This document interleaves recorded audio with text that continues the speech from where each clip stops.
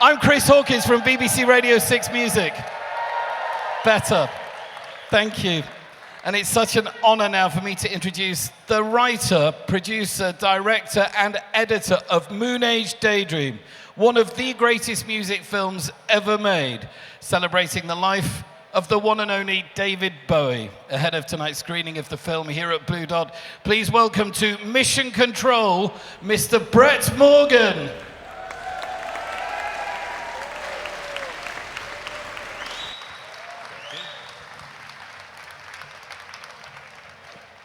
When, Brett, did you discover David Bowie? I don't know what happened first, puberty or Bowie, but it happened around the same age. And what was it about Bowie that you were so captivated by? I arrived at this project just like anyone else who sort of was exposed to Bowie's music, and I think for most of us who love Bowie, he came into our lives at this really critical moment where we're kind of discovering, I mean, it sounds like a cliche, but we're discovering that we're not our parents and we're trying to find our way through the world, and then there's David Bowie who's introducing you to culture and a whole world of individuality. Were you into any other pop music? Yeah, I was really into punk and British. I came of age in 80, 81, so yeah. I always just liked music. Bowie became, what, a fascination, a fixation? The strange thing is, when I was 12 or 13, I got into Bowie, but it was around the time Let's Dance came out. And I was a little bit punkish and a little dismissive of 80s Bowie, so it took a while for me to come back. Do you have a favorite version of David Bowie? Yes, I have my favorite. So people talk about, of course, with Bowie, characters, and Ziggy Stardust, and Aladdin Sane, and Halloween Jack. My favorite character isn't really, I think, regarded much as a quote-unquote character, but I call him the Professor.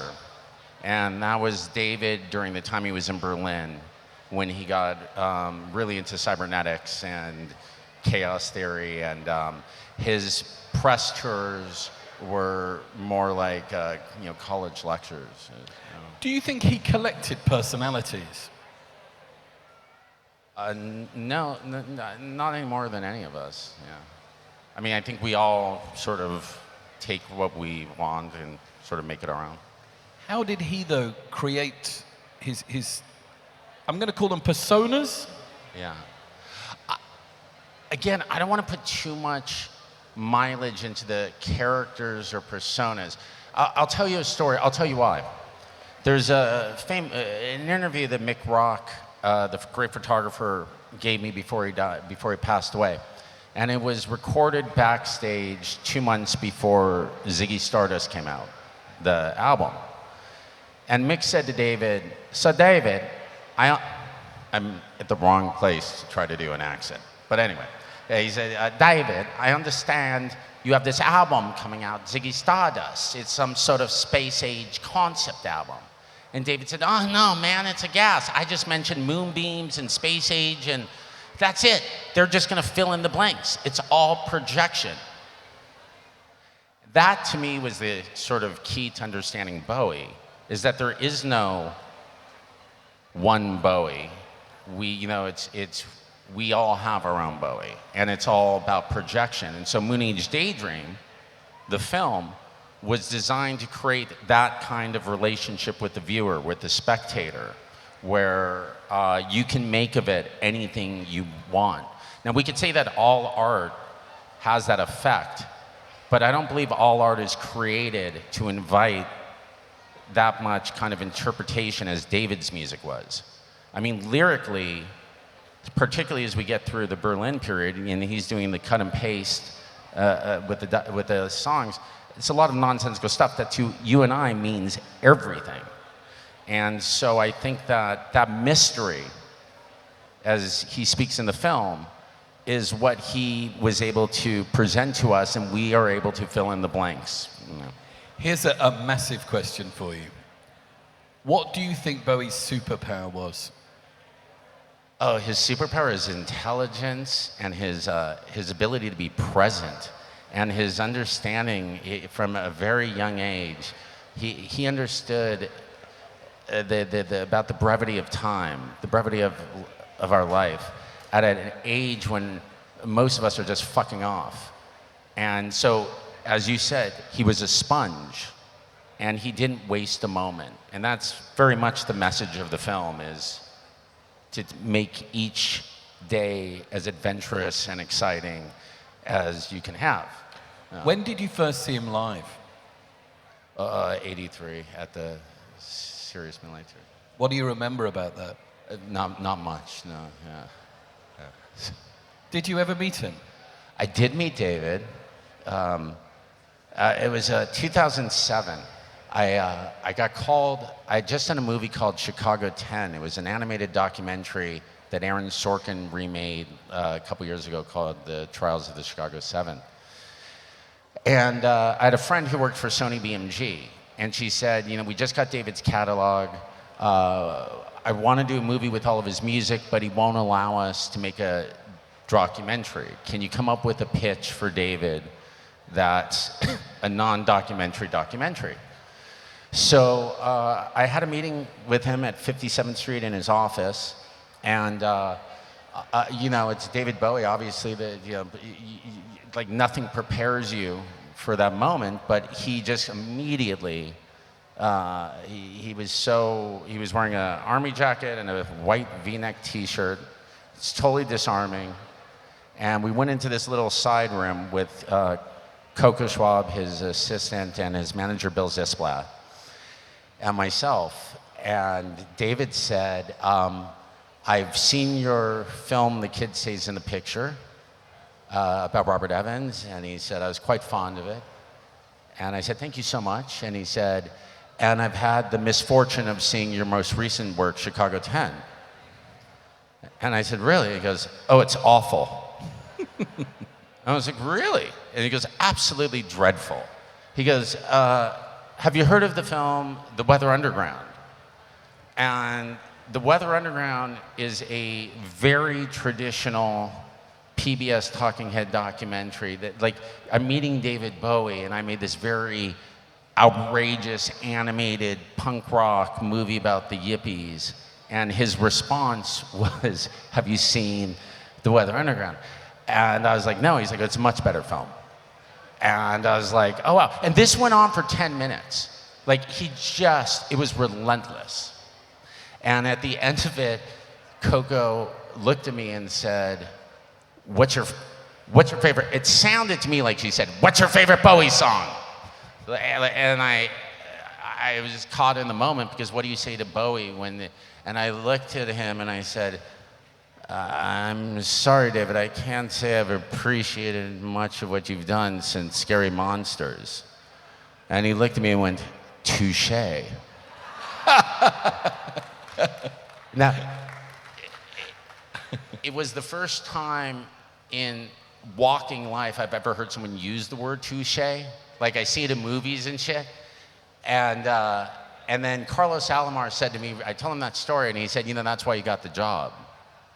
And he said, because David didn't like sycophants.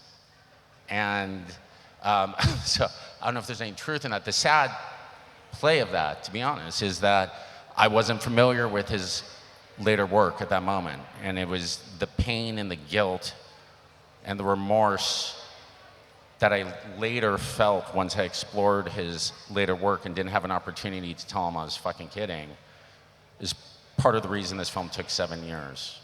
That it was imperative that I try to get it right. And yeah. What is your favorite Bowie song? My favorite Bowie song? It depends on the moment, it changes day to day, hour to hour, yeah. Let's talk about you and where you start when you're taking on a project like this. This was always going to be, I guess, your epic, right?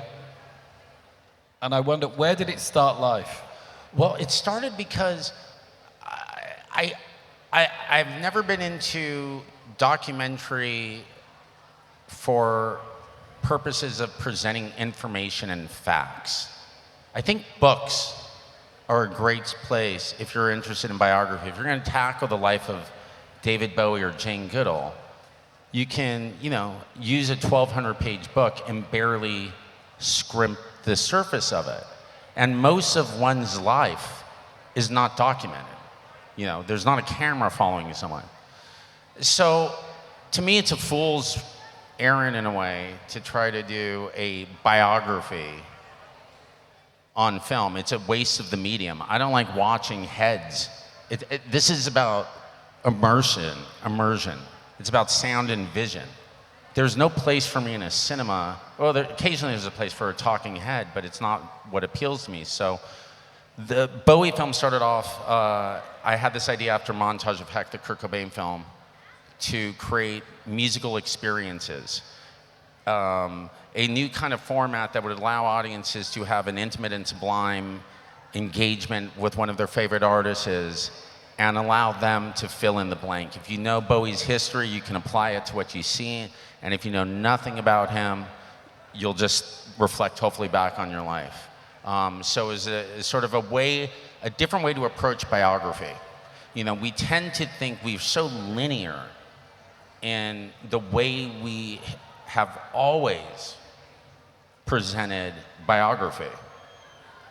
But like I said, my feeling is facts do not, you can't define Bowie. It's not facts. He was born January 8th, 1947 in Brixton. He went to this school, he signed this record deal worth that much money.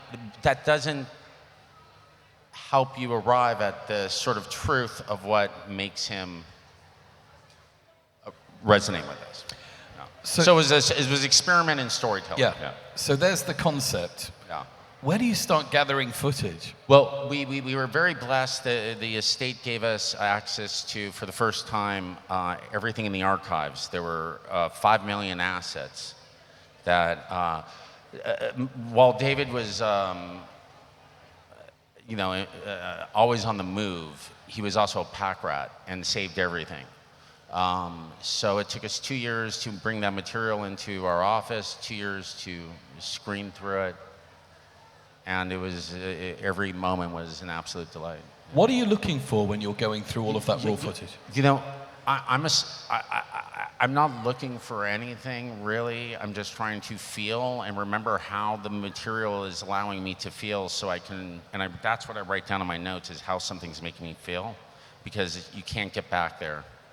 There's that first time you're exposed to something.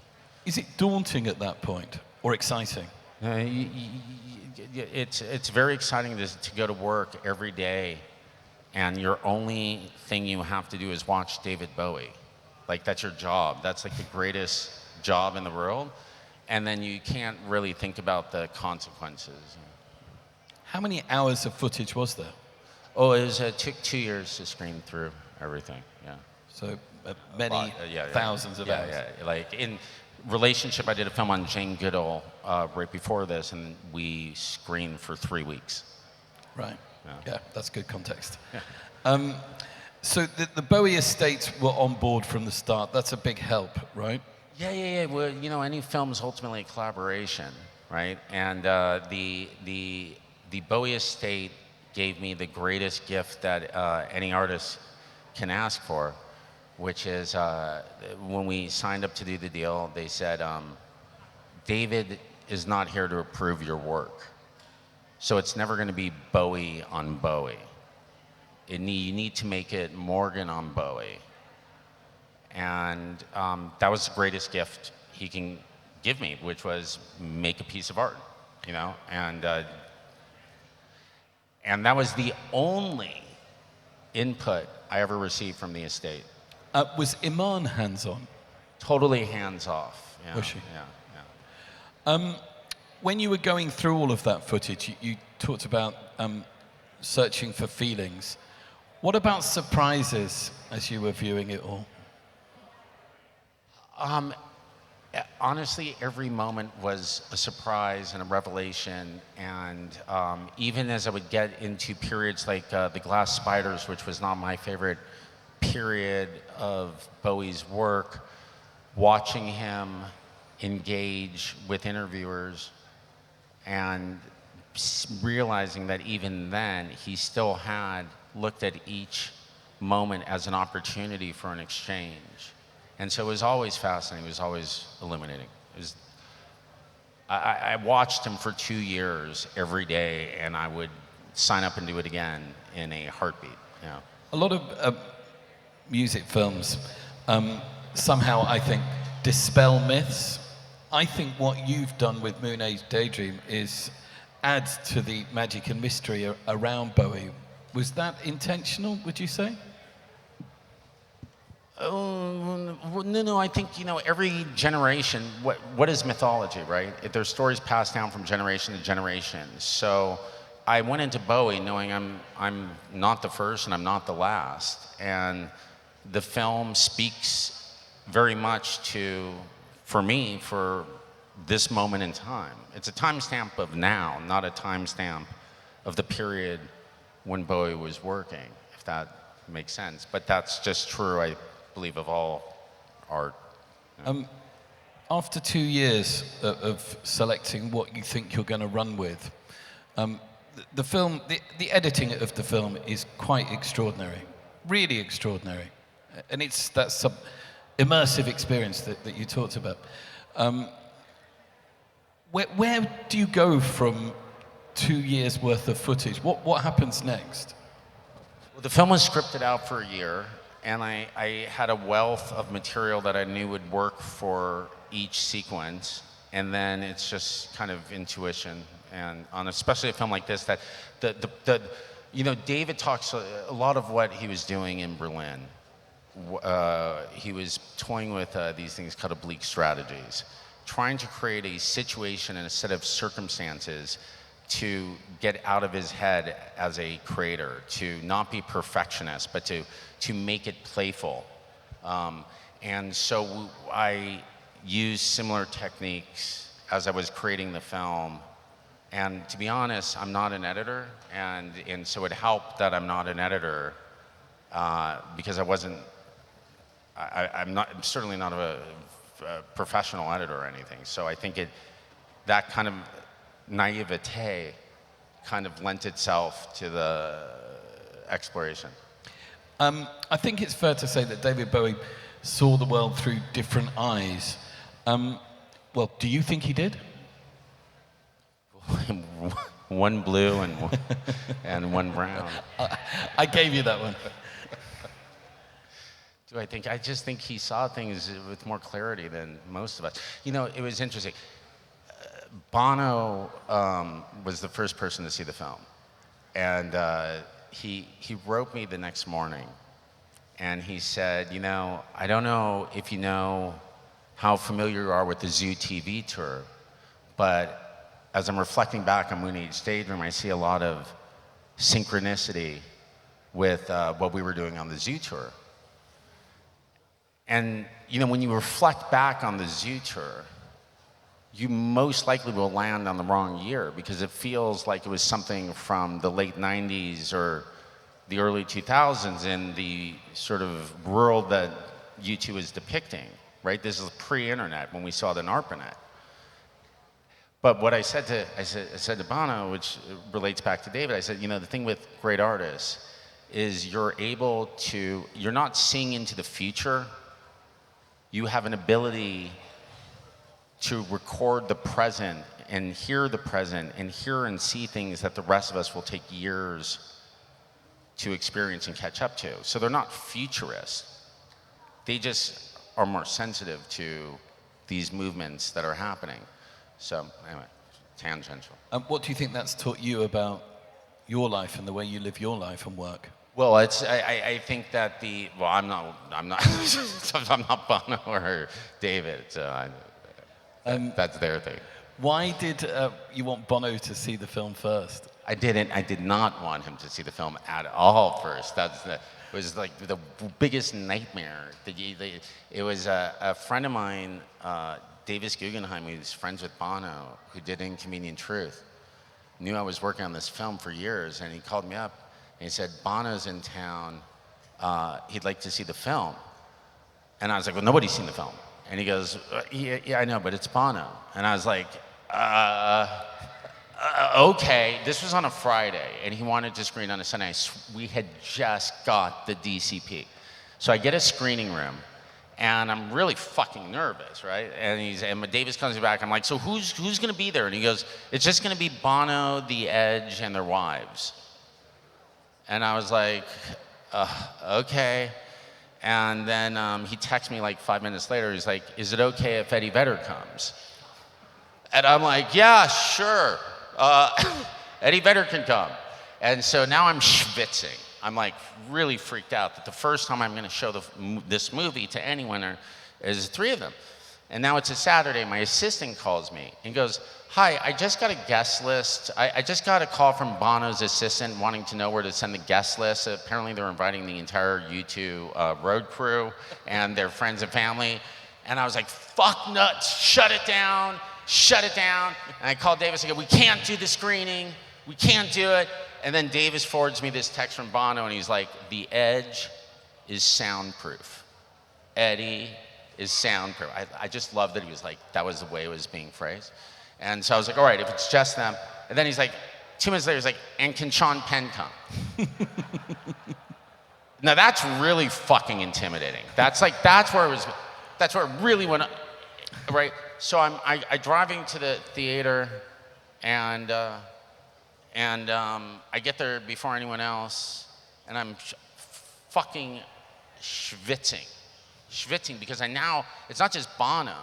He was like David's best man at the wedding. It's not just Bono. It's like David's best, his mate. I will say it was because I think I've only mentioned this once, but it was a crazy thing because we sat there. And nobody had ever seen the film. No one knew what the film was. There was no marketing. There was no nothing. So I got in front of the 5 of them, to like intro the movie, and it looked like a South Park episode. Like, and I don't hang out with celebrity. Like, this is like totally weird for me. I don't know them. I'm never gonna see them again. And I'm like, so what you're gonna see is not really a documentary. It's like more like an experience. And I play the film, and as the film starts to move forward, I start to see some headbanging. And I'm like, oh, shit, who's that? And my wife's like, it's Eddie. And I'm like, oh my fucking God, we're in the last row. And then Bono starts headbanging. And then they turn back and Sean starts headbanging. And I'm in the fucking back of the theater going, freaking out. And then at the end of Heroes, Bono turns to me and goes, what the fucking fuck? And it was like the greatest, just like out-of-body experience. He'd never shown the film to anyone. And then when it was over, he stood up, and he could not have been more delightful. And he said, I got one last question for you. Do you drink? I was like, I actually don't. But if you're inviting me for a drink, I'm coming. And then we go out, and I was sitting there for 4 hours, and Sean Penn, who I've never known, I'm totally intimidated by, and he hasn't said a word to me. And I'm like, there's not a lot of people around. And we're sitting by his campfire, and he turns to me and goes, do you mind if I give you a note? And I was like, no, please. And he's like, I've been sitting here for 4 hours trying to figure out what to say to you. And I think the film is brilliant until the end. And I go, station to station? And he goes, you got to cut it. And I go, really? Now, the film used to end with a epic 13-minute, never-before-seen performance of David doing Station to Station at Earl's Court. And if you happen to, I hate to be self-deprecating, but the only reason not to be out of pavement, I would think, would be to stay in here for the rain. But if you happen to sit and watch the movie, you're going to hear the train from station to station as an effect throughout the whole movie, because the whole film was leading up to the sequence that Sean was like, "You got to cut it." And I was like, "Really?" And he goes, "Really?" So the film was finished. It was finished. It was they totally were seeing the final done. version. It cost a fortune. We went back. We cut out the last station. Wow. That's what the film is now. And he was 100% right. Because Sean Penn. I don't know, man. It was like he was so convinced too. He was just like, yeah. You're the writer, producer, director, and editor. For those that are going to view the film tonight of Moonage Daydream, is that normal to take on every role? It's stupid. It's like it's not. It's a really dumb way to work. It's obviously we all collaborate in life. There's great value in collaborating. We didn't have enough money. It was sort of circumstances. It ended up being this way. And so I kind of think of it as like a arts and crafts project. You know, I was like alone with this material for 6 years before the sound team came on board. And yeah, it was. I didn't know if it would even make sense, really. You did get to work with Tony Visconti, didn't you? We worked with Tony a little bit. Yeah. Yeah. How was that? The first day, I'll share something that Tony shared with me that gave me the key to understanding Bowie on a certain level. First day I'm in New York, and Tony invites me over to his studio to where they recorded Black Star. And he says, you know, David was standing right there when he did his final session. He said, "I want to play you some stems from some various tracks." And he puts on Signet Committee. And for those who know Signet Committee, I believe, I'm really bad with dates. I think it's 69 on the David Bowie album. Anyways, David was maybe 21 or 22 when he wrote the song. And the crescendo of the song, David sings out, "I want to live, I want to live, I want to live."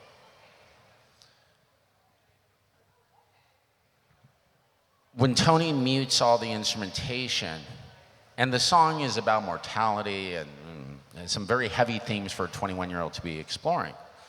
And when David hits the crescendo, Tony meets the rest of the instrumentation, and I hear David's bawling, weeping hysterically. And so what we hear on the record is, "I want to live." But what you hear in the ISO is, "I want to live." I want to, you know. And again, here's a man who's 22 years old, 21 years old, has the conviction of a man, a passion for life that most of us only get when we realize we've lived more days than we have in front of us.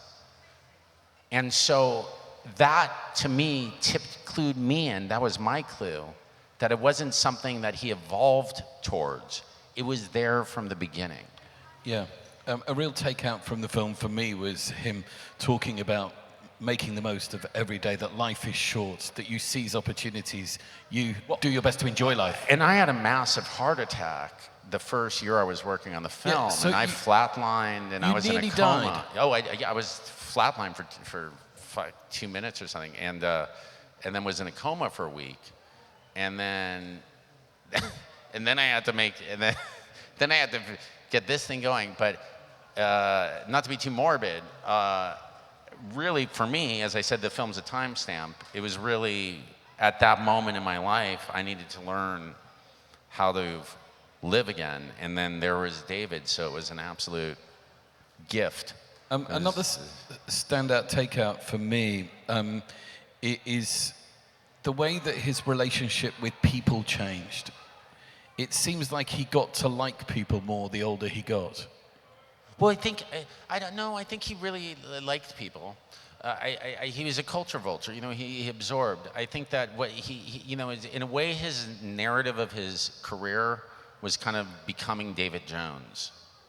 You know, and I think when he met him on, and this is why the film, there's no chronology to the film, but the emotional narrative arc of the film concludes when he meets him on, because it really You can talk about all the chapters in David's life, but there's really 2 chapters, before Amon and then Amon, where he was able to create, quote unquote, home and learn how to create masterpieces without throwing himself in the fire, from the safety and the comforts of a nurturing relationship. Do you think there was any normality about his life, pre or post Iman?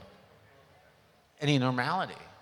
Yeah, I think he had an amazing ability to like walk. He lived right around the corner from my office. I know, like he can disappear. Yeah. Has anyone ever matched, do you think, his musical vocabulary? But it's so subjective. For me, no. But that's just. Would there be anyone that, for you No, personally, has come close? Here's the thing about Bowie that I think you just can't say. I don't know any other artist we can say this about. At the height of his fame, he was willing to throw it all away, destroy his audience, to scratch a creative itch. I cannot, and I've given it a lot of thought, can think of anyone in the mainstream who, says, I'm going to abandon this thing that's working so successfully, this songwriting technique, and I'm going to go to Berlin and I'm going to do this experimental music. And then I'm going to shift on that because once I get good at something, I don't want to do it anymore. Like, who does that? Respectfully,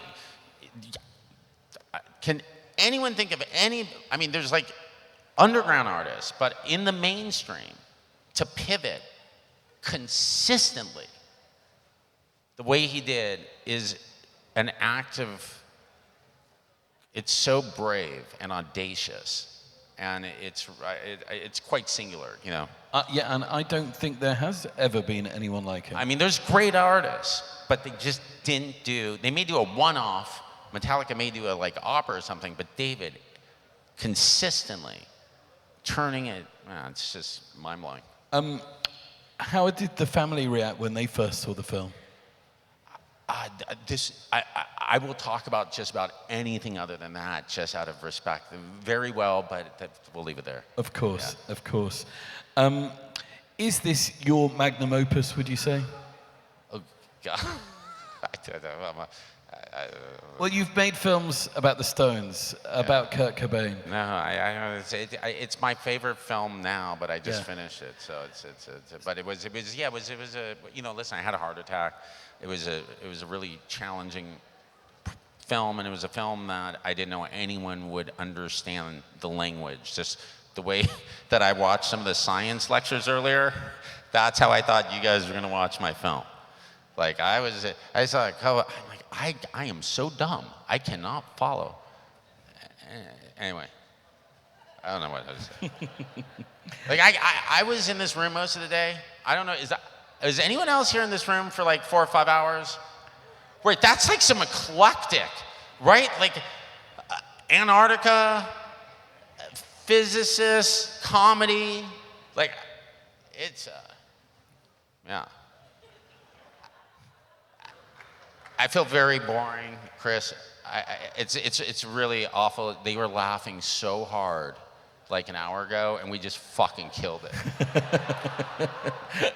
Just like. Was there ever a time when the film wasn't going to get finished? No. That's why it was 7 years. It was like because I wasn't paying myself. So I could just take however long. I didn't have anything in the contract about delivery, so it was going to get finished. At the age of, he was 16 when he said this, David Bowie said that he wanted to have the greatest adventure. He achieved his dream, didn't he? I really think he did. And it makes me feel really fucking good when I hear him say that, knowing what a rich life he lived. I wonder. Have a lot of you seen the film before? Yeah. If you've seen the film before, let me just share this with you. This is the best color I have ever seen this thing projected on, because it's not a front projection. It's like a big television set, and the colors and the blacks are absolutely insane. And if it's too loud, the further back you go, it'll get quiet and a little more muffly. So you can dictate the volume control if you're saying. The sound's stunning too. Yeah. Yeah. For those that haven't seen the film before, you're in for such a treat. It is something like you'll have perhaps, I think it's fair to say, never seen before. For those that haven't seen it, Brett, do you have a standout moment? Is there something that you can throw out there that perhaps a moment that you're really proud of? Yeah, no, this is what I would say because I never get to do this. So I'm just going to say this because if you haven't seen the film, if you're watching it and you're wondering when it's going to start, you might think that like 30 minutes in, it's already started. That is the film. Like, it just so you know, it's like, it's not, like no one's going to come in and explain anything. And it's like, and you got to understand as a filmmaker, like before we premiered, before like the first audience saw the film, dude, you go to a film and it's called Bowie and you think you're going to learn something about David Bowie. You're not going to learn any facts or any information about Bowie in this movie, but you will hopefully learn a lot. I think what it comes back to is what you said when you were watching all of that raw footage. It's about a feeling. Well, yeah, but listen, this is not cheeky, right? When you listen to a Bowie song, it's not like, especially from most people gravitate towards the 70s era Bowie. As I said earlier, we create the meaning in these songs. So there's, they'll like it or hate it. You'll love it. What's next for you? I'm just like, I don't know. I'll be honest with you. I am kind of the experience in Moonage Daydream has, I love immersive entertainment, so I don't want to work for streaming or for television because I like working with sound too much. And the theatrical space is very challenging to recoup, so I'm very interested in immersive, doing my work, but in a space that doesn't have four walls. I don't know what that's very abstract, sorry. Is there a band that you'd love to do something with? No. You too? No. I mean, someone should, though. Someone should, yeah. Thanks so much, Brett. Chris, thank you so much. Brett's flown over especially for this. Yeah. Thank you so much. Thank he you. even bought Wellington boots for this. Enjoy the film. It will start in around about 5 minutes. Okay, so you've got time for a comfort break, maybe charge your glasses, and be back here in 5 minutes for tonight's very special screening here at Blue Dot of Moonage Daydream. For now, ladies and gentlemen, please give it up for the incredible Brett Morgen.